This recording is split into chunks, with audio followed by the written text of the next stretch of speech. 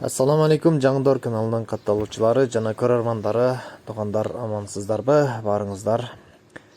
Бүгүн мына ушул сиздер көрүп турган Кочкордон чыккан 4 баш жакшы энчи бап койлор сатууга чыкты. 3 жаңы 4 тиш болгон койлор, бирөөсү токтолуп калган дейт, бирок тиштери бүтүн. Мына ушул сүрөттөгү кочкор, ушул кочкордон кулуптан чыкты деп атат. Койлор зарыл түрдө акча керек болгондуктан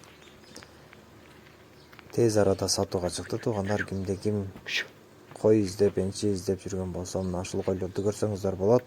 Ээси менен сүйлөшүп байланышыңыздар. Каракулжа районунун Лайтала айылында турат. Молдагазы палвандын койлорунан. Андыктан чамдаңыздар, биздин каналга болсо катталыңыздар, дайым биздин каналдан жаңы видеолорду күтүп туруңуздар. Албетте биз бир гана асыл тукум багытындагы жакшы кой кочкорлорду, жакшы видеолорду чыгарып турабыз. Видеого лайк басыңыздар, оюңуздарды билдирип комментарийга жазыңыздар. Каналга катталууну унутпаңыздар, туугандар.